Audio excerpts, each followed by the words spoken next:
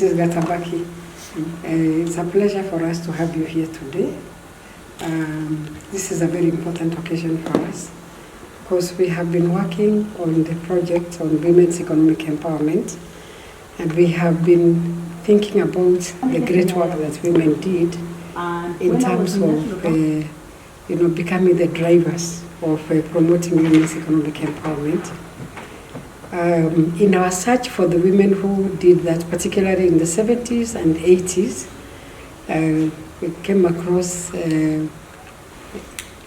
Catherine Ishwaya here, who was your colleague in the movement and playing different roles. And she told us actually, if you really want somebody who knows about Kenya professional business women and many other women's organizations and what they did for Kenyan women in terms of economic empowerment, then you must speak to Mrs. Gatabaki. That's very important. She personally invited me to a meeting for business women, which was in Bangkok. And when we went there, she told me that it was very important for me to buy some clothes to come and sell back home. I thought I was important as a banker then, but now she really told me, you cannot come here and then you go back empty-handed. So we really are very, very happy that you have come and that you accepted our invitation. And we hope to have many other women like you speak to us, because we believe that we have made progress in terms of women's representation, particularly because of some of the provisions in the Constitution of Kenya 2010. And we believe that there is a lot in the Constitution that actually should promote women's economic empowerment, and that it is time we learned from the best in this particular area. The idea is also to see how we can encourage networking and alliance building, working with women across the country to establish that kind of commitment like the one you had in the 70s. Now, with regard to business and professional women's club, Rachael worked very, very closely, of course, under the leadership of our senior ladies like Mrs. Beth Mogo and other women, late Jane Ogwapit. We also had Kitiambi, Maria Kitiambi was also involved in that. So what we learned was that we didn't deal with the issues of tribalism at our generation, at that level. We worked as Kenyans, and it is important to just bring this issue on board.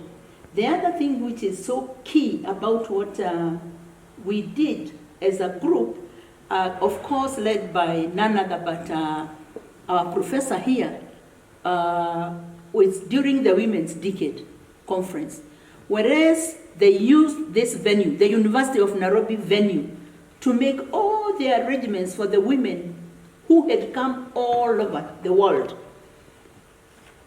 You encouraged us with the drive that you had, that it was important for us to work under your guidance, with including Dr. Edna Gachukia. I and Rachel, because we were young, and other young ladies, we were given the responsibility of ensuring that we dealt with the issue of hospitality. Why hospitality? Because it was important, like we got it from the leadership of our ladies who are in that particular committee, for us to showcase Kenya, other women from all over the world, that we did not only live here, but we were able, under the leadership of the late Jane Kiano and Mother Mugambi, the late Mother Mugambi, and Jane Ogwapit was also there, and many others, the late, we were able to organize, with the assistance of the government, organize buses to go all over the country to show our women who had come from all areas at the global level, strictly speaking, who we really were. They were able to interact with and dance with our women in the villages. And so when we talk about our socio-cultural values, there we were showing our visitors that had it not been for the lessons we had learned from our mothers and the culture that we embraced, we would not have been where we were, even if we were educated. So, and also in the 90s, in your various organizations, and we know that Kenya Professional and Business Women and even Women Economic Empowerment Forum were very important in this particular field. As a leader in that field, we felt that it is very, very important we listen to you.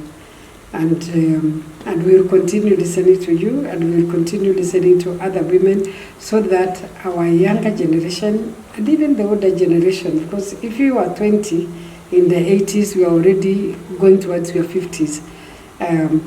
We believe that we can learn. We can learn strategies that you used.